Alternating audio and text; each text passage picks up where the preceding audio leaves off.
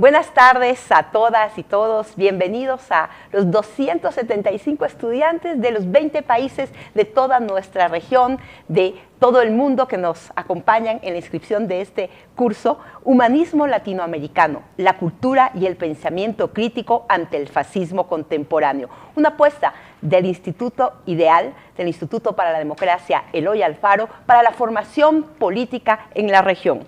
En conjunto con Casa de las Américas, con la Secretaría de Cultura del Gobierno de México y el Centro de Cooperación Floreal Gorini de Argentina, pues le apostamos a seguir transformando desde la formación política, con este curso que contiene 10 módulos y una conferencia magistral. La conferencia magistral con Álvaro García Linera, Utopías y Distopías en América Latina. Conocemos a Álvaro García Linera, un político y teórico marxista boliviano, ex vicepresidente y un referente pues, para toda la izquierda en la región. Tenemos 10 módulos, como les había señalado, con destacados y destacadas académicas, políticos de nuestra región latinoamericana, como Paco Ignacio Taibo II, Abel Prieto Jiménez, Juan Carlos Junio, Macarena Hellman, Fernando Buenabad, Gaela Cari y Lourdes Huanca. Hoy, en nuestro módulo, tenemos muy contentos aquí en la Ciudad de México a nuestra invitada, Paulina Bercuter Quinche, política ecuatoriana, una lideresa, una activista por los derechos de las mujeres, es quichua feminista y actualmente se desempeña como viceprefecta, que hace un rato con Paulina conversábamos y justamente me decía, no soy prefecta, soy viceprefecta, y pues de ahí el error, en la provincia de Imbabura. Fue la primera gobernadora indígena y pues hay que destacarlo porque es una mujer de lucha, una mujer que ha levantado su voz y con mucha valentía defiende sus principios y los derechos de todas y todos. Fue diputada en el 2017 hasta el 2019 en la Asamblea Legislativa Ecuatoriana. Es licenciada en Derecho, en Desarrollo Cultural y Social y máster en Políticas Públicas. Bienvenida, Paulina, es un gusto tenerte aquí, que nos acompañes y que podamos a través de este espacio académico enfocar el tema del racismo, la xenofobia como elementos centrales para justamente ver cómo el fascismo contemporáneo está destruyendo muchos espacios en nuestra región y cada vez va tomando fuerza. ¿Por qué? ¿Cómo? Pues lo debatiremos, lo conversaremos a través de este espacio. Al finalizar la charla de Paulina, tendremos un espacio de preguntas y respuestas. Ustedes pueden comentar a través del chat o también pues, plantearse el pedir la mano dentro de la plataforma para que puedan intervenir al encender su cámara. Esto todo lo moderará nuestra compañera Andrea Flores. Así que sin más preámbulo, voy a dar la palabra a Paulina, a quien conozco, a quien quiero muchísimo y admiro por su lucha. Bienvenida y pues el escenario, los compañeros y compañeras, todos nuestros estudiantes están pues muy contentos de escucharte, Pau. Imanaya, Mashiukuna, Sumarnapaita, Cachampani, Babura Yactamanda. Qué lindo estar aquí contigo, Sole. Muchas gracias por esa cálida bienvenida. Yo estoy muy contenta de poder acceder a este espacio para reflexionar con todas las personas que se suman a esta necesidad urgente de seguir construyendo pensamiento crítico y sobre todo de apostarle a la formación política. Creo que parte de la ofensiva que ha tenido este pensamiento de derecha es justamente, y uno de los rasgos fascistoides también de este discurso que se moviliza a nivel global, es justamente quitar la posibilidad de que los y las jóvenes, de que las personas puedan acercarse a la política, a la reflexión política. Y siento que este discurso está muy presente en Latinoamérica y en todo el mundo, y creo que sobre todo es un discurso que está vehiculizado en las distintas redes sociales, pero sobre todo que ha sido embanderado por los y las jóvenes, ¿no? Entonces creo que todos los esfuerzos que podamos hacer y toda la responsabilidad política que tenemos como activistas, como personas que por un momento estamos asumiendo funciones también de dirigencia, creo que es fundamental que podamos replicar a través de todas las plataformas la necesidad de esta construcción de pensamiento crítico. Por eso saludo y agradezco también a todo el esfuerzo que hace el Instituto Ideal también, en colaboración con varios actores que se ha mencionado hace un momento, para que podamos reflexionar. Se me había pedido que haga una reflexión un poco situada desde mi actividad política también como mujer, más que una reflexión académica, creo yo, una reflexión política de cara al activismo y a la dirigencia que yo he podido llevar en mi país, en mi contexto también. El Ecuador es un estado que desde el 2008 se define como plurinacional, ¿no? Y eso creo que da algunos elementos distintos también para pensar sobre todo el tema del racismo y el tema de cómo se van emulando y cómo se van transformando estos nuevos desafíos también. Para empezar, yo quisiera conversar con las personas de aquí, con los y las jóvenes, sobre por qué es urgente hablar de fascismo en Latinoamérica. ¿Por qué, si de alguna manera se habla en los libros de historia, pensamos de cómo fue pensado el fascismo, sobre todo en la Europa de luego la Primera Guerra Mundial y luego también en la Europa hitleriana, se tiene una diferenciación y una distinción clásica de lo que es el fascismo, ¿no? Y por qué ahora es importante hacer mención y justamente reflexionar alrededor del fascismo. Vemos que luego de un ciclo que de varios gobiernos progresistas en nuestra región, tenemos a figuras como Piñera, como Bolsonaro, como Duque, también en Colombia, que accedieron a los espacios de la toma de decisiones, digamos, por la vía democrática, ¿no? Y creo que eso nos da como una respuesta un poco de cómo los ciclos finalmente en la política hoy día se dan y estos espacios de toma de decisiones se dan también a través del acceso a través de las herramientas democráticas, ¿no? Creo que existen también algunas situaciones específicas en nuestra región, como por ejemplo las migraciones masivas de Venezuela y de Haití, que de alguna manera también colocaron de manera muy fuerte un contexto donde se pudieron como posicionar muy fuertemente los discursos xenofóbicos también, y también un contexto económico de recesión y la incapacidad que tuvieron algunos gobiernos también para responder a esta realidad, ¿no?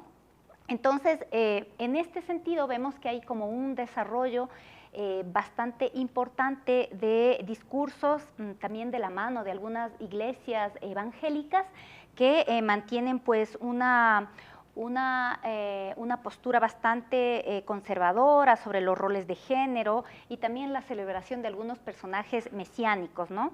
También creo que es importante mencionar que en nuestra región tenemos en estos años pues un repunte o una nueva expresión de todo lo que es el narcoestado, el aumento también en contexto de crisis económicas, ¿no? Y que eso produce una contracción del empleo y de la restricción del ingreso a los hogares, ¿no? Creo que ese es el elemento como central que van marcando, creo yo, el marco para que haya como un nuevo resurgir de estos derechos, estos discursos derechosos. También creo que es importante leer cómo, por ejemplo, en el caso de Bolsonaro tuvimos a los asesores de Donald Trump como muy cercanos, ¿no? Muy cercanos a este presidente brasileño, y también la presencia, que es algo que no tenemos que descartar, la presencia de Vox en América Latina. Recordemos, al menos en mi país, y seguro esta presencia también fue muy importante en algunos otros países, pero como en las elecciones del 2021, Vox estuvo presente inclusive en los tratados de algunos presidentes, algunas declaraciones públicas de algunos candidatos a la presidencia de la República en el Ecuador, ¿no? Entonces eso nos va dando cuenta cómo finalmente el marco, la aldea global, ¿no? El marco de la globalización también permite la circulación de ideas fascistoides de la nueva, digamos, de esta nueva forma y esta nueva fuerza que toma la derecha a nivel, digamos, global. Creo que también frente a eso tenemos un marco esperanzador. Tenemos López Obrador que gana acá en México, tenemos Boric en Chile, creo que eso nos da también Petro en Colombia, con nuestra gran referente también, la compañera Marcia Franques, que nos va movilizando otros referentes en Latinoamérica, sobre todo para las mujeres racializadas que hemos estado fuera de los circuitos de la política formal. Y creo que, bueno, también tenemos un gran desafío ahora en las próximas elecciones con Revolución Ciudadana en el Ecuador, ¿no? Creo que eso nos da un marco esperanzador. También vemos como en la parte de lo que es el movimiento social, en Latinoamérica vemos un movimiento social muy activo, y creo que ahí destaca el movimiento feminista y de mujeres latinoamericano, que se presenta ahora como uno de los movimientos más autónomos, con más potencia, en algunos países más, en otros menos, consolidando y buscando mantener lo que se ha logrado, las conquistas logradas, pero también desafiando, ¿no? Desafiando para poder alcanzar mayor ampliación de nuestros derechos. Y justamente ahora, como no, también mencionar que hoy día estamos en un día muy importante. Hoy día estamos conmemorando el Día de las Diversidades LGBTQ+, digamos, a nivel global, y saludar también a toda la comunidad que efectivamente sigue en esta repercusión, en esta lucha por sus derechos, ¿no? Bueno, quisiera empezar compartiendo con los estudiantes de este curso unas reflexiones respecto al racismo, cómo el racismo se presenta en nuestra Latinoamérica como una expresión contemporánea. Creo que es importante decir que, y aquí quisiera mencionar a tres autores. El primero es Aníbal Quijano. Aníbal Quijano es un filósofo peruano que creo que ha hecho muchos aportes a las ciencias sociales, tanto latinoamericanas como también globales, respecto a pensar la categoría de la raza como un elemento que estructura las relaciones de poder, las relaciones económicas entre el norte global y el sur, es decir, entre la colonia y Latinoamérica, ¿no? Creo que de manera ya bastante importante se ha determinado que el tema de no existen razas, ¿no? Biológicamente se dice no existen ya las razas, pero sin embargo de ello seguimos hablando del racismo como un problema que estructura todas las relaciones interpersonales, en las instituciones públicas, también en el Estado, ¿no? Por eso es que es importantísimo poder hablar de justamente de esta necesidad de repensar cómo el racismo ahora se reconfigura en estas relaciones, ¿no? También es importante decir que cómo Aníbal Quijano empieza a configurar esta idea de la raza, ¿no?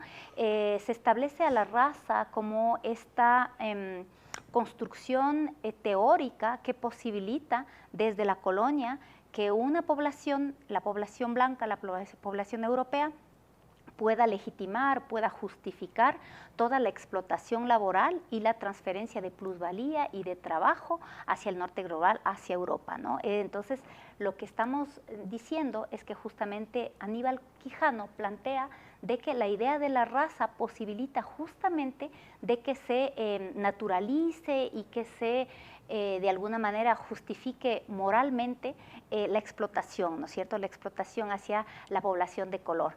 Entonces creo que es importante cuando reflexionamos por qué en Latinoamérica tenemos toda esta presencia y este problema latente del racismo, es porque justamente hay que retomar y hay que regresar a estos orígenes de cómo nos fuimos constituyendo como una nación latinoamericana vertebrada alrededor de toda esta visión colonial, ¿no? Entonces, creo que es importantísimo primero retomar esta idea de cómo la idea de la raza fundamenta, vertebra todo el problema y todo, digamos, el tema del racismo en el Ecuador. Segundo, creo que es importantísimo dentro de esta reflexión también Aníbal Quijano nos habla del eurocentrismo. Efectivamente, para Aníbal Quijano, el patrón de poder colonial en América Latina, justamente, y que sustentado por este racismo, justamente lo que dice es que hay una centralidad de Europa, y cuando vemos, por ejemplo, que en los mapas de la geografía física, se pone a Europa en el centro, no es una cuestión, digamos, fortuita, sino que efectivamente eso tiene que ver con una colonialidad del saber, es decir, de poner los saberes europeos, de la ciencia europea, la cultura europea, todo en el centro, ¿no? Y que eso tiene que ver mucho también con una construcción de un endorracismo y de un racismo que finalmente creo que nos cuesta mucho a los latinoamericanos decir que está ahí, pero que finalmente sigue siendo lo que estructura toda nuestra configuración, inclusive dentro del Estado-Nación, ¿no? Finalmente, Quijano advierte que a pesar de que la colonia terminó, es decir, que nosotros tuvimos la gesta latinoamericana de la liberación. Yo políticamente no adhiero a esa posición política, porque siento que para nosotros desde los pueblos y nacionalidades hablar del libertador, sí, claro, es una posición latinoamericanista, yo creo que digamos, importante, pero que finalmente desconoce todo el problema de la raza. Finalmente, cuando pasamos de un amo a otro amo para los pueblos y nacionalidades, sigo operando la misma matriz de poder, ¿no? Y justamente eso es lo que dice Aníbal Quijano, que finalmente cuando ya alcanzamos la, entre comillas, independencia, cuando fuimos repúblicas, lo que pasó es que finalmente este sistema, este patrón de poder colonial, se calcó luego en este Estado naciente, ¿no? Y es por eso que tenemos, por ejemplo, a autores como franceses, como por ejemplo Jean-Frédéric Chaud, que habla de la pigmentocracia, o hay otros autores también que hablan del colorismo, ¿no? Y cómo en Latinoamérica finalmente, si tú sí miras cómo están estructuradas las capas sociales y la clase política, entre más subes a los espacios de poder, más se blanquea la piel, ¿no? Entonces, creo que es importante hablar de eso, creo que es algo que vertebra otra vez, como digo, las relaciones sociales en Latinoamérica, y por eso creo que es una constante en esta nueva forma fascistoide que opera, digamos, en las realidades latinoamericanas. Ahora mismo, en las funciones que mantengo yo como viceprefecta de Imbabura, estoy haciendo una revisión, por ejemplo, en los distintos niveles de gobierno, de cómo está la presencia de pueblos y nacionalidades como funcionarios y funcionarias públicas. Eso es totalmente ausente, ¿no? Entonces, si bien tenemos un Estado que se dice plurinacional, digamos, en la forma, ¿no? Pero finalmente tú ves que todo lo que decía Aníbal Quijano, que finalmente todo el trabajo asalariado fue algo que, digamos, un privilegio de las clases blancas o de las clases blanco-mestizas, y donde la plusvalía, la generación del valor, pasaba alrededor de toda una reproducción de prácticas y de mecanismos precapitalistas de trabajo, es decir, la minga, es decir, el concertaje, la esclavitud. Todo eso, si tú ves cómo se expresa luego en el Estado colonial y luego en la República actual, es que finalmente los pueblos y nacionalidades indígenas o afrodescendientes están excluidos, digamos, de los espacios de la toma de decisiones. Y no solamente la toma de decisiones como personajes políticos que están tomando decisiones, sino como simples y meros burócratas del Estado-Nación, ¿no? Entonces creo que es una reflexión que, si bien Quijano la fundamenta, digamos, al inicio de la conquista, eso sigue teniendo una repercusión en cómo nuestros estados latinoamericanos finalmente recrean estas formas, ¿no? creo que es importante hablar de eso. En segundo lugar, yo quisiera hablar un poco del concepto de xenofobia, ¿no? Cómo aclara, cómo oscurece también este análisis. Creo que la xenofobia no es un concepto, digamos, ajeno, no es un concepto que apenas lo estamos nosotros conociendo. La xenofobia estaba presente desde la antigüedad, forma parte de lo que decía igual en todas las democracias grecos, en los estados-nación de la Grecia antigua, también se hablaba de la xenofobia y todo esto del otro, ¿no? De cómo el otro pasaba a ser el extranjero si es que no era el griego, ¿no? Creo que a partir del siglo XVIII y creo que en su corolario también, en lo que es la conformación del Estado-nación en Latinoamérica, la xenofobia adquiere unos tintes particulares. Efectivamente, no podemos hablar de la conformación del Estado-nación sin hablar de la xenofobia. Creo que ahí es importante pensar cómo definimos al Estado-nación. El Estado-nación se define como un conjunto, digamos un territorio, pero un conjunto y una población que busca ser cada vez más homogénea, que de alguna manera comparte algunos digamos, valores culturales, religiosos, ¿no? Pero también sabemos que esta conformación de esta identidad nacional que busca la homogeneidad, que busca compartir ciertos valores a nivel cultural, a nivel histórico, pasa también por sofocar a ciertas minorías étnicas, religiosas, culturales, y también que compartimos unas instituciones que se someten al mando de un poder político y que se proyectan de manera común hacia el futuro, ¿no? Entonces, ¿cómo hacemos este enlace entre xenofobia y racismo? Creo que finalmente el extranjero, quien tiene una nacionalidad y una ciudadanía que le confiere derechos y obligaciones, y teniendo también como base una nacionalidad, difiere del país en el que reside, ¿no? Por ejemplo, miremos lo que pasa en Estados Unidos. Creo que, por ejemplo, los hijos de los migrantes latinos finalmente son estadounidenses, pero tienen una categoría que les define también, que es ser hijos de padres migrantes, y eso define su interacción también en la sociedad, ¿no? Creo que por ahí también es importante mirar a partir de este eje de la raza cómo xenofobia y racismo se van juntando también y cómo se refuerzan y cómo se combinan también en nuestras sociedades, ¿no? Miramos, por ejemplo, las identidades otras, por ejemplo,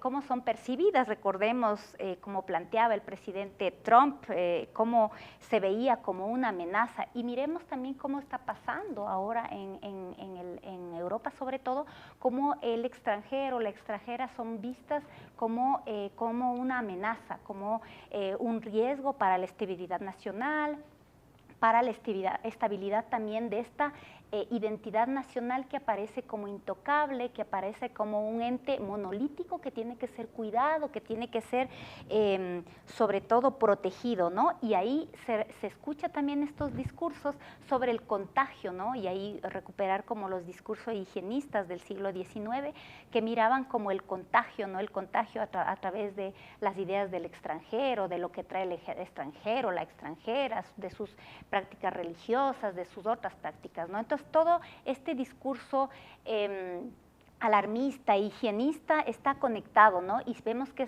es reproducido por varios personajes políticos también en nuestra América, y que no, obviamente, que no solamente los encontramos en la derecha, sino que también los encontramos en los discursos fascistoides de varios líderes de las organizaciones sociales e inclusive de los partidos políticos de las izquierdas, ¿no? Creo que eso es importante decir. Creo que nos hace falta también desde las izquierdas a momentos tener como una lectura bastante crítica de lo que pasa, porque yo creo que tanto el patriarcado como el racismo y como estas reconfiguraciones del fascismo finalmente nos pueden dejar decir de que existe un ADN o una genética de las sociedades en Latinoamérica, y que estas expresiones, por eso es que encontramos estas expresiones fascistoides, machistas, patriarcales, racistas, en absolutamente todos los espacios sociales, inclusive en los espacios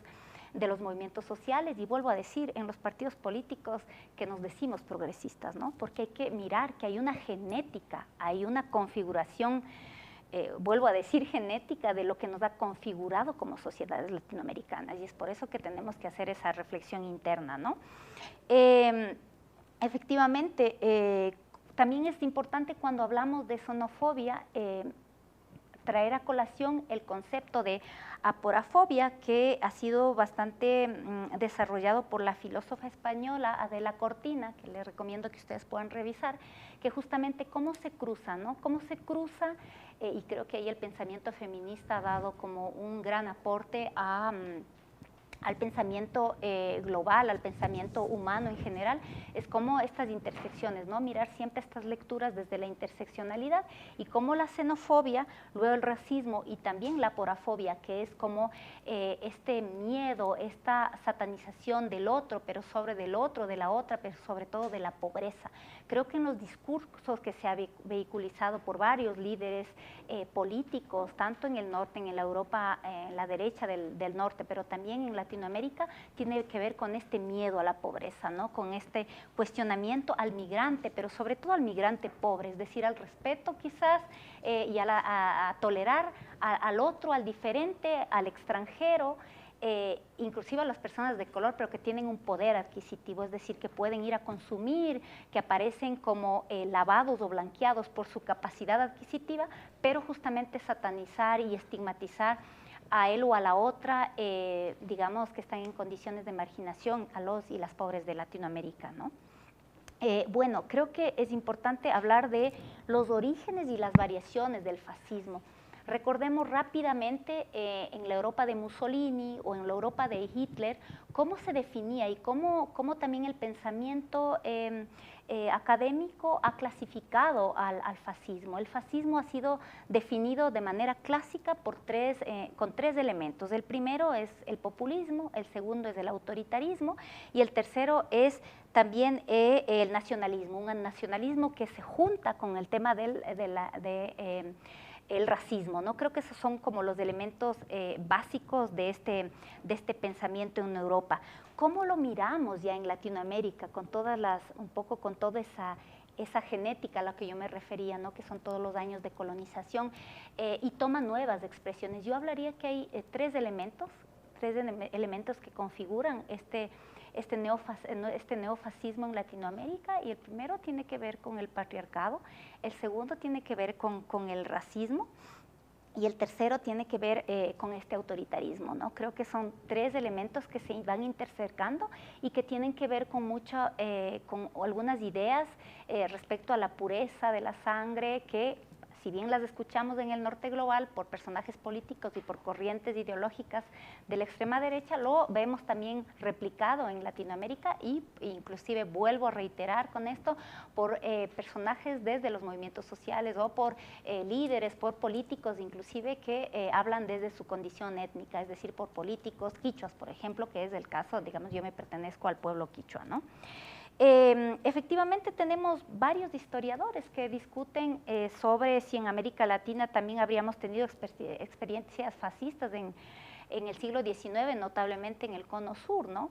Creo que finalmente lo que debemos en este momento, creo que la obligación política nuestra es con las herramientas que tenemos también y sobre todo haciendo una lectura crítica de nuestras realidades en Latinoamérica, mirar quizás más de cerca y tejer de manera más fina esta configuración y esta expresión de este neofascismo en Latinoamérica, ¿no? Por ejemplo, creo que uno de los personajes y de los ejemplos más claros es, por ejemplo, el Brasil bolsonarista, ¿no? Con todas estas nuevas posibilidades de reconfigurar un discurso fascistoide a través de vehiculizar mensajes a través de las redes sociales, de los movimientos, digamos, de los movimientos religiosos y de una parte muy activa también de la sociedad, ¿no? También, pero también podemos traer a colación el caso salvadoreño, con Bukele. También tenemos que preguntarnos cómo esas nuevas expresiones también, ¿no? Que concentran, son rasgos de autoritarismo, rasgos de una quizás que ya no se conozcan, se desconozcan la separación de los poderes también, y que tengamos como estos personajes que tengan una fuerte concentración de el poder político, que también es otro rasgo que ha atravesado el ejercicio de la política en Latinoamérica también. O por qué no mirar el caso nicaragüense también. Creo que es importante mirar esos, creo que tenemos la responsabilidad política desde las izquierdas de hacernos esa pregunta finalmente, ¿no? Y de ahí también yo quisiera hacer como un paro, ya que estamos hablando también de cómo estos personajes han reconfigurado, han modernizado estas expresiones fascistoides, como por ejemplo algunos personajes políticos en Latinoamérica y en mi contexto político en particular, van queriendo a través del discurso eliminar todo lo que salga de la norma, ¿no? Y ahí creo que hay un elemento importante al que yo me quisiera referir, es sobre el discurso sobre la pureza o la impureza también, sobre la superioridad racial étnica, que finalmente no creo que es del coto vedado de la derecha, ¿no? Es decir, cuando nosotros nos referimos a lo que se hablaba en la Alemania hitleriana, del siglo XX, no estamos lejos de lo que, por ejemplo, ahora escuchamos por parte de cierta derecha étnica en el Ecuador, por ejemplo, ¿no? Cuando se habla, por ejemplo, de que tú no puedes tener la autoridad moral para ejercer un cargo público porque no eres pura de sangre, ¿no? Y ahí voy a referir un poco, cuando digo esto, voy a cruzar un poco con mi experiencia personal como política, como quichua, como feminista también. Es importante decir también que los medios de comunicación juegan un rol fundamental como caja de resonancia para ir vehiculizando, para ir generando posición también y la opinión pública, y de ahí van moldeando las agendas también, las agendas políticas, y así se van convirtiendo en programas de gobierno, ¿no? Finalmente, las ideas fascistoides que se ventilan en los partidos o en los movimientos políticos van de la mano justamente con estas experiencias que tenemos, ¿no? Yo quiero aquí referirme brevemente a mi experiencia, porque si bien yo puedo afirmar que en el Ecuador no se vive un régimen fascista, es indudable que políticos y líderes sociales sí filtrean con ideas que obedecen al libreto fascista también, ¿no? Eso es muy importante decirlo, porque es importante desacralizar. A veces en las izquierdas tenemos la tendencia a tener algunas vacas sagradas y no a mirarnos hacia adentro, y creo que es importante tener esa lucidez y esa capacidad de crítica hacia nosotros para poder dar justamente una nueva esperanza a estas nuevas generaciones que miran a la política y miran esta dicotomía entre izquierda y derecha como algo ya totalmente superado, ¿no? Yo quiero hablar, por ejemplo, de las dificultades que yo he tenido para poder acceder a un espacio político desde mi identidad plural, ¿no? Yo he tenido como muchas dificultades, muchos cuestionamientos como política, como quichua, como feminista, y también por asumir una identidad étnica también diversa. Tengo también ascendencia francesa y de hecho mi apellido también lo dice así. Y varios de los ataques que he tenido dentro del espacio que se dice progresista es justamente a cuestionar mi legitimidad y la capacidad moral que yo tendría como dirigente por no tener pureza de la sangre, por no ser lo suficientemente indígena para poder asumir la defensa o la vocería de las mujeres indígenas o de mi sector, ¿no? Y esto, digamos, han sido expresiones y han sido disputas que yo las he llevado con figuras políticas indígenas que se desenvuelven como autoridades dentro de mi mismo espacio político de Revolución Ciudadana, ¿no? Entonces es importante decirlo, yo como feminista siempre voy a colocar la reflexión teórica, la reflexión que hacemos también a nivel del pensamiento político con las experiencias que me atraviesan y que me cruzan como mujer, ¿no? Como mujer y como feminista, como quichua también.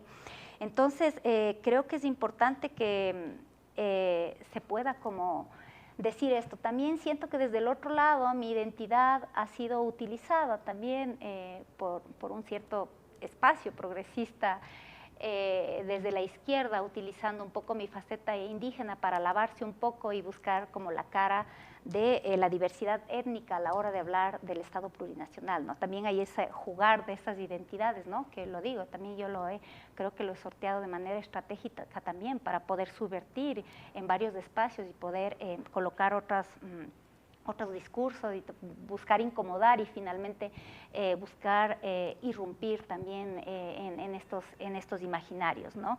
Creo que, como decía, para algunas organizaciones sociales pues de corte étnico hay este cuestionamiento respecto a la pureza de la sangre, sobredimensionar un privilegio, por ejemplo, por ser urbana. Hay una fuerte, desde este discurso, digamos, fascistoide, de una esencialización de lo que tiene que ser lo indígena, es decir, no eres lo suficientemente indígena si tienes un capital político que te permite ponerte de igual a igual con cualquier otro, digamos, intelectual o político que no sea indígena, no eres lo suficiente indígena si eres ya de segunda generación, cuando tenemos que la realidad en mi país y en varios países de Latinoamérica es que mucha población indígena vive ya en contexto urbano, ya digamos hay que quitarnos un poco como esa romantización del mito del buen salvaje. Y todo esto, digamos, atraviesa por esta esencialización de lo que son las identidades indígenas. Creo que esta búsqueda de fijar lo esencial, la esencia indígena, la esencia de lo que tiene que ser una mujer, de lo que tiene que ser una mujer indígena, es finalmente un discurso fascistoide que no tolera lo que sale de la norma, ¿no? Y este discurso fascistoide, una vez más, está recreado, está emulado, está reproducido por dirigentes, por vocedores, por finalmente creo que voces autorizadas en el campo político y en el campo cultural. Es importante decirlo eso, ¿no? Creo que también diría como a guiso de conclusión también que este discurso fascistoide que apela a la pureza, a la superioridad de un grupo humano sobre otro está presente, vuelvo a decir, no solamente en la derecha, sino también en la izquierda y en las mismas organizaciones indígenas donde nosotros estamos interpelando, ¿no? Creo que es importante ahí decir, en el caso de mi país, en el caso ecuatoriano, donde el movimiento indígena ha tenido como una visibilidad y una repercusión a nivel continental y también creo que mundial, estos discursos fascistoides también son la expresión de una parte, de una derecha étnica que utiliza la esencialización, que utiliza este patriarcado, este entronque patriarcal del que habla pues no solamente Rita Segato, sino nuestra hermana Maya, también respecto a cómo este entronque patriarcal se fusiona en los contextos étnicos para una vez más poder reforzar estos imaginarios discriminatorios hacia nosotras, ¿no? Creo que hasta ahí podríamos como tener algunas reflexiones, más bien quedo a las órdenes si hay alguna reflexión, alguna pregunta. Pues sí, efectivamente tenemos varias preguntas aquí en el chat.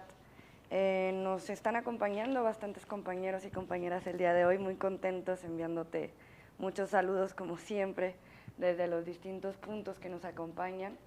Saludando también no solo a quienes nos comparten con nosotros en este momento, sino quienes estarán viendo esta charla en el aula virtual del curso, sobre la cual les recordamos que contamos con una reflexión teórica, unos cuadernillos en PDF, que ahora escuchando a Paulina, a la compañera Paulina, sin duda complementan mucho desde la concepción teórica, desde las distintas propuestas bibliográficas, historiográficas, todo el conocimiento que vamos a estar adquiriendo aquí durante las 10 lecciones que componen este curso Humanismo Latinoamericano de IDEAL.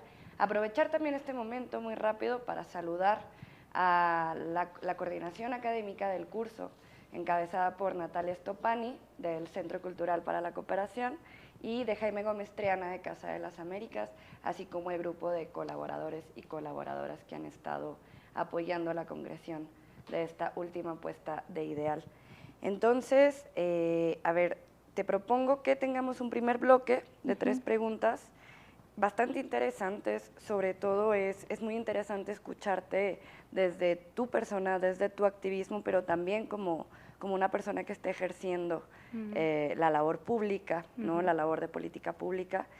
Y mencionabas el caso de El Salvador, ¿no? El caso Bukele, que suena todo el tiempo en estos foros, ¿no? Suena todo el tiempo, no solo a veces como con el pánico, digamos, que nos pueden dar algunas imágenes que le dan la vuelta al mundo, pero también vemos, y esto es un tema que se discute mucho en estos espacios de formación, de militancia, cómo también empiezan a apropiarse sectores de la izquierda, como bien tú mencionas, y creo que este ejercicio de voltear a ver nuestra militancia desde la izquierda o desde estos progresismos que se están desarrollando en la región, también cómo vamos incorporando, ¿no?, ciertos elementos de un discurso que tal vez lo que debería de comprometernos es cómo desafiarlos, cómo deconstruirlos, cómo apostar, digamos, a resultados que impacten en las vidas de las personas, pero siempre bajo esta mirada muy crítica y muy constructiva de dónde están esos límites de lo que hoy has llamado algunos elementos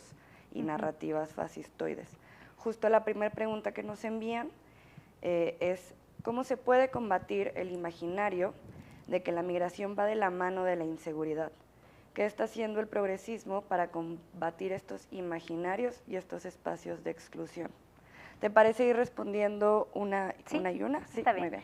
Sí, gracias por la pregunta. Yo creo que, y lo digo aquí como funcionaria pública y como política que está ahí en ejercicio de funciones, justamente yo estoy haciendo frente a una provincia que tiene una gran problemática porque estamos en la frontera norte y creo que ahí es importantísimo, primero, que nosotros, las personas que estamos en la representación, no le tengamos miedo a la palabra, ¿no? Creo que ha habido una satanización justamente por esta apuesta de decir qué hay que decirle al electorado, cómo no hay que meterle miedo al electorado, y creo que la migración es una de las palabras que más generan, como la minería es otra de las palabras casi tabús, que nos dicen a los y las políticas, pues no hable de inmigración, no hable de minería, porque esos son temas demasiado, no hable de aborto, porque esos son temas demasiados candentes y que eso le va a generar muchas dificultades. Nuestra posición justamente ahora como autoridades de un gobierno seccional y que nos afirmamos desde una posición política desde la izquierda, nosotros hemos dicho, no podemos estar con discursos tibios. Creo que es importantísimo igual mirar de manera integral toda la problemática de la migración. No es posible seguir hablando de fronteras. Si bien hay fronteras administrativas, políticas, creo que lo que está pasando en nuestros territorios está borrando las fronteras, ¿no? Y eso hay que decirlo con mucha fuerza. Hay que seguir politizando estos temas porque ahora el problema de la frontera norte con Colombia o lo que está pasando en Venezuela es algo que ya realmente se está viendo también en el Ecuador. Lo que estaba pasando, lo que veíamos del narcoestado hace pocos años que pasaba en nuestra vecina Colombia, estalla en nuestro país. Es decir, que para estos grandes, digamos, monstruos no existen fronteras y por eso es que tenemos que dejar de satanizar finalmente, porque nosotros creemos que la humanidad es una y que si bien existe algunas responsabilidades y algunas funciones específicas de cara a nuestros ciudadanos, no podemos dejar de ver esto de manera integral, es decir, que tenemos que tener una política que responda de manera integral a eso, ¿no? Nosotros lo que estamos haciendo es tener todas las políticas que nosotros podamos hacer. En el caso mío, pues que yo me ocupo específicamente del eje social y que vamos a abrir un espacio para acompañamiento a víctimas de femicidio, a mujeres en situaciones de violencia, a temas de racismo también. Este será por primera vez en el Ecuador que vamos a tener procesamiento desde el estado de casos de racismo en la institucionalidad pública. Lo quiero poner aquí. También vamos a procesar demandas de violencia política hacia las mujeres. También es un hito en los servicios públicos en el Ecuador, buscando justamente plurinacionalizar, no solamente en clave vuelvo a decir plurinacional, sino también feminista, la administración pública, buscar que todos nuestros espacios tengan esa doble lectura, es decir, cómo les apoyamos también, digamos, a nuestra población, a la población rural, qué es lo que pasa con las mujeres quichus también, pero también mirar de lado qué es lo que está pasando con las mujeres en procesos de movilidad, con las mujeres migrantes, y a no tenerle miedo, es decir, si nosotros hacemos cooperación para buscar recursos, de hecho, por eso estoy acá también en México, si hacemos posibilidades de cooperación con con los distintos gobiernos, con la cooperación internacional, que eso venga atada de una búsqueda también de dar una atención a toda la población en movilidad. Creo que hay que, como se dice en mi país, tomar el toro por los cuernos, y hay que hablar de los problemas tal y como son, enfrentándolos desde la política pública con presupuesto asignado y con una atención y unos servicios específicos también hacia la población migrante. Muchas gracias. Muchas gracias por la respuesta, que aparte va resolviendo muchas dudas que giran en torno a la misma cuestión, ¿no? De cómo esto, ¿no? Cómo tomar el toro por los cuernos, cómo realmente, no solo como militantes, sino con… nosotros tenemos esta dicha de que muchos de los estudiantes que toman cursos con nosotros en Ideal están ejerciendo, ¿no? Están ejerciendo papeles importantes en sus países, sea como legisladores, sea como funcionarios públicos.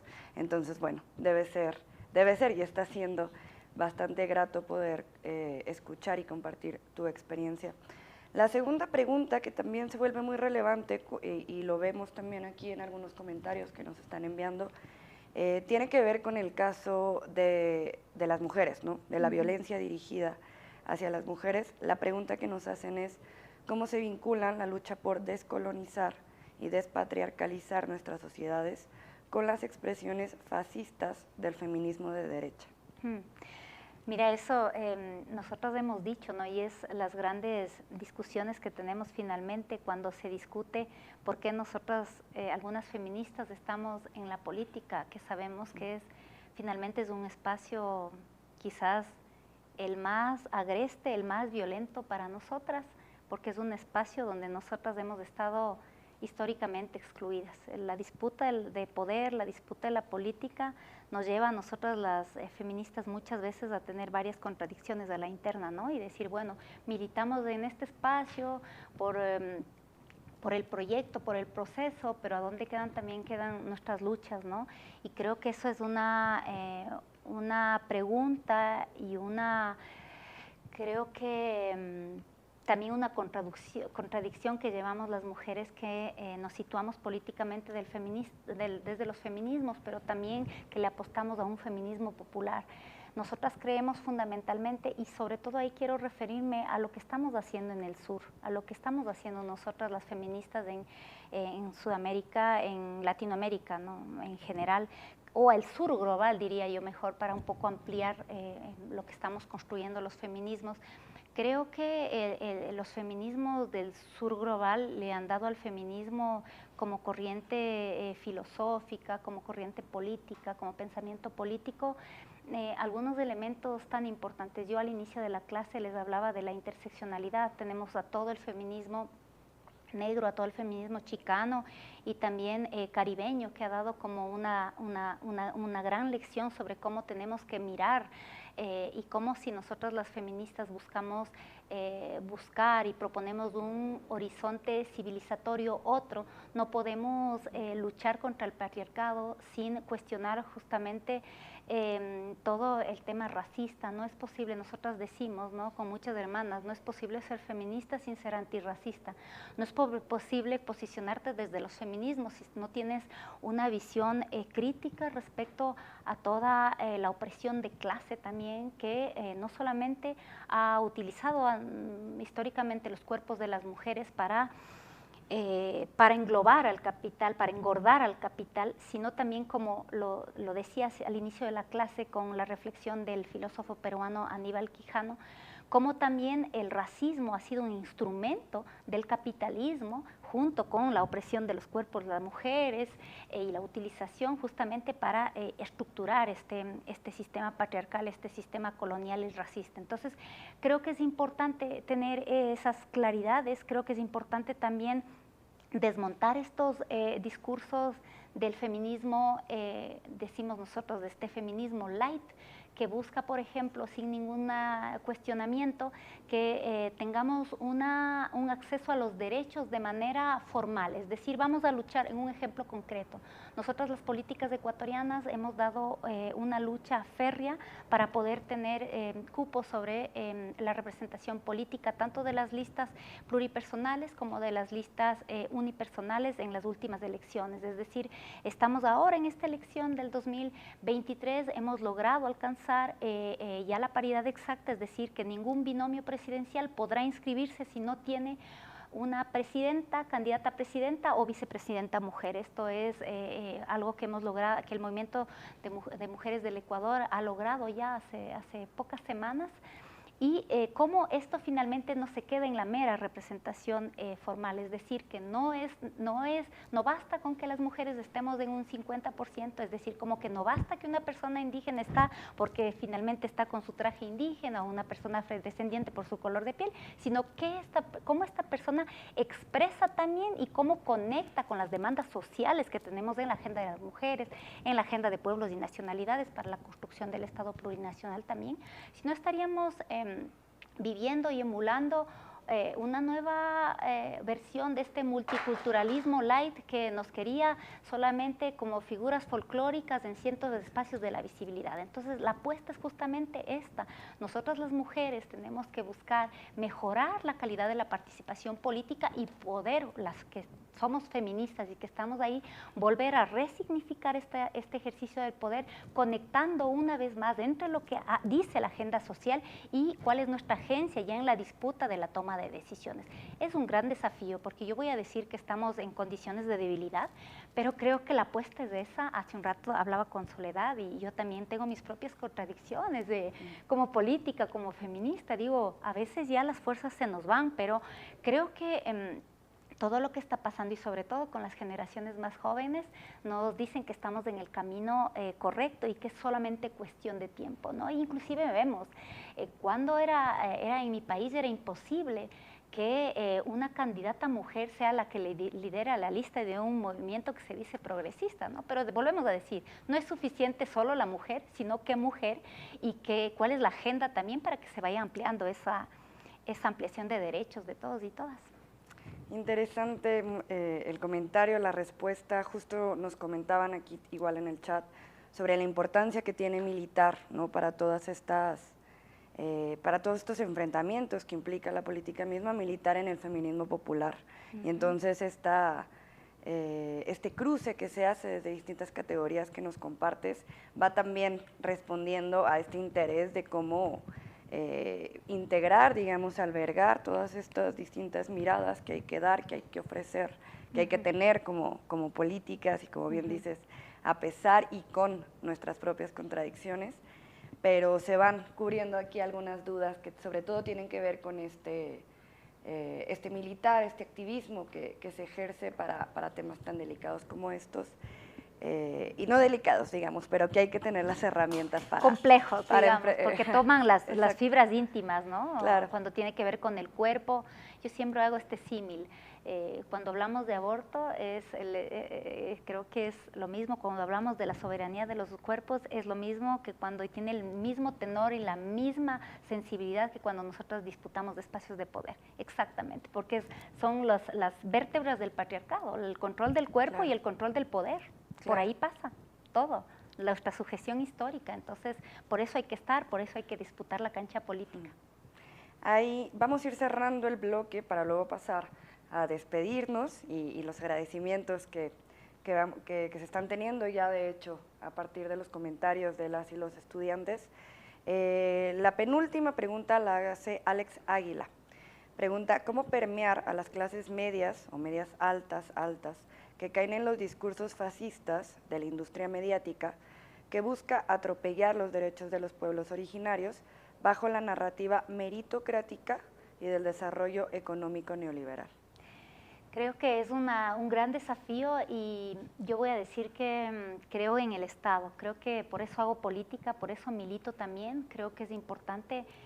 Si bien no todas las respuestas están en el Estado, si bien la organización es fundamental para el contrapoder, para que las cosas muevan, para que se movilicen imaginarios, creo que finalmente tenemos un gran desafío, es que el Estado pueda ser esa herramienta para a través de la educación, para a través de la política pública, para a través de las normas, cerrar esas brechas. Creo que aún en nuestros países no es suficiente la cantidad de becas, de mecanismos que podamos dar para que las poblaciones históricamente excluidas puedan acceder a los espacios que se piensa que se puede ganar solamente por meritocracia, ¿no? Yo al inicio hablaba de cómo las condiciones en la colonia fundamentaron una pigmentocracia en nuestros países en Latinoamérica, o un colorismo, ¿no?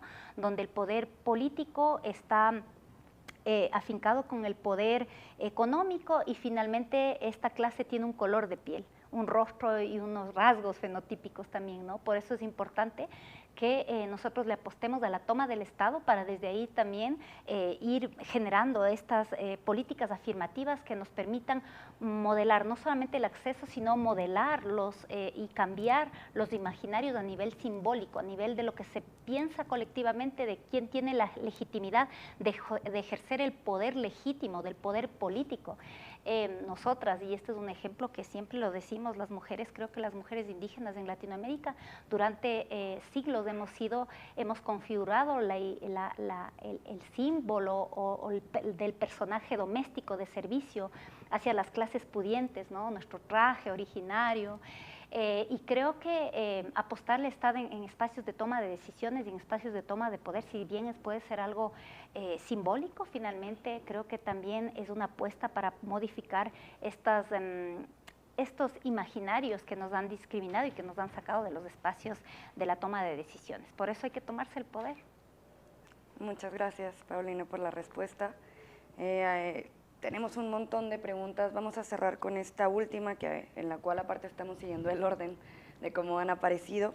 Y creo que esta nos invita a cerrar esta segunda sesión de nuestro curso con una reflexión interesante. Alberto Maresca pone: quería consultar sobre el caso de Bukele en El Salvador. ¿Se puede afirmar que es un caso de autoritarismo no ideológico? Como pregunta, dice él, muchas veces el autoritarismo de Bukele ya se considera fascista, cuando, sin olvidar que, aunque tenga rasgos propios del fascismo, todavía no se ha constituido como un régimen paralizador y conservador, sino busca, en una forma enigmática, cierto progresismo. Yo creo que esa pregunta es muy desafiante. Creo que es importante no hacerle el juego a la desideologización. Yo sí creo que a pesar de que todos estos personajes, ahora mismo tenemos también en mi país y en otros espacios el advenimiento y el surgimiento de estos personajes que buscan emular a este Bukele, ¿no? Este personaje de un hombre joven, bastante carismático, que tiene inclusive un carácter bastante mesiánico, ¿no? Yo sé lo que hay que hacer, hablar de seguridad, hablar de manera muy simple también, tratando los temas como del miedo. Creo que se conectan mucho con el tema del miedo también, pero hay que tener mucho cuidado de no desideologizar. Yo creo que todas estas formas y estas expresiones de ejercer el poder finalmente surgen de una ideología que no es precisamente progresista, que no cree en el Estado, por ejemplo, que no cree en la separación de poderes. Miremos lo que está pasando a nombre de la seguridad nacional, a nombre, sí, yo sí creo que sí es una expresión de este neofascismo en Latinoamérica,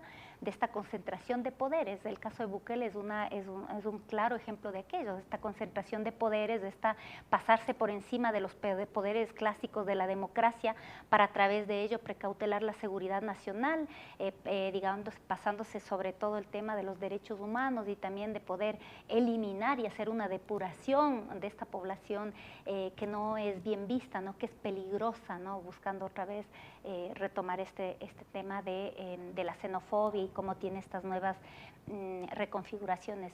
Creo que es importante decir las cosas tal y como son. Creo que estamos en esa búsqueda de ese análisis quizás, pero yo sí diría que es una postura y una apuesta de esta nueva vertiente fascistoide en Latinoamérica, que tiene sus características, la hemos puesto aquí. O sea, el racismo creo que es una nueva vertiente de esta nueva expresión del fascismo en Latinoamérica. el patriarcado y obviamente el autoritarismo, ¿no? Que no, digamos que a la luz de lo que hemos visto del fascismo clásico, tiene sus distinciones justamente por todo el devenir histórico y todas las consideraciones que nosotros hemos tenido como poblaciones en Latinoamérica que han sufrido toda la colonia, ¿no? Entonces hay que ir pensando eso, pero una vez más creo que no hay que jugar el tema de que aquí no hay ideología. Yo creo que hay una ideología clara y esta ideología precisamente no está para la ampliación de nosotras las mujeres, de las poblaciones excluidas y todo lo que un poco cuestione la norma, ¿no? Desde el punto de vista étnico, desde el punto de vista de pensamiento, desde el punto de vista sexual. Miremos lo que está pasando, el retroceso que existe a nivel de Europa y también en mi país respecto a los derechos que las poblaciones de la diversidad sexual habían creído alcanzadas, ¿no? Entonces vemos un claro retroceso. Así es. Y bueno, con esta última reflexión cerramos este bloque de preguntas y respuestas de nuestro módulo 2, el racismo y la xenofobia como elementos centrales del fascismo contemporáneo en América Latina. Agradecerte por ponencia tan integral, por una ponencia toca distintos puntos y distintos ámbitos que son necesarios poner en la mesa. Es importante discutirlo y qué lindo, y te lo digo, eso, como militante, estando aquí escuchándote con el foro que nos acompaña el día de hoy y con los estudiantes que se conectan, saber, como bien nos adelantaba Yasol, esta firmeza, esta fuerza, esta dignidad con la que se está enfrentando desde nuestros países y específicamente ahora el caso ecuatoriano, que aparte con todo lo que arrastra este Instituto para la Democracia Eloy Alfaro, pues se vuelve fundamental poder escucharte el día de hoy. Así que antes de pedirte que dirijas un mensaje final para cerrar esta videoconferencia, recordarles a todas y todos quienes nos acompañan que en unos momentos, ya que clausuremos esta sesión, estaremos habilitando un foro de debate en el que a partir de alguna cuestión importante, grata, que nos permita escucharnos, que nos permita leernos, estaremos discutiendo y cerrando este módulo 2 para la próxima semana continuar con el módulo 3 a cargo de Abel Prieto desde Cuba.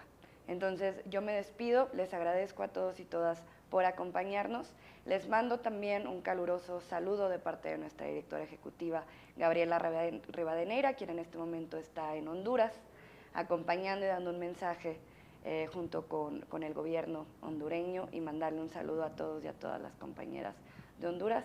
Paulina, por favor, tu despedida, un mensaje para quienes nos acompañan y agradecerte de nuevo. Aprovechar también el espacio para agradecer a Gabriela, que ha sido mi compañera de camino, mi compañera de lucha también.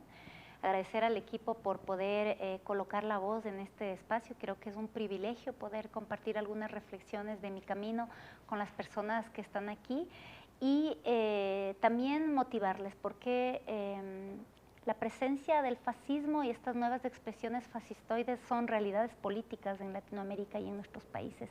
Y creo que existe una urgencia para reflexionarles, existe una urgencia para que desde los espacios políticos se las aborde, se las complejice y se busquen mecanismos también de respuesta, ¿no? Creo que los hombres y las mujeres del sur global, los hombres y las mujeres de todos los distintos colores y orientaciones tenemos que unirnos para ir complejizando y también colocando nuestras estrategias políticas para esta nueva entrada, ¿no?, de estos pensamientos conservadores. Entonces motivarles, creo que la militancia intelectual es muy, muy importante.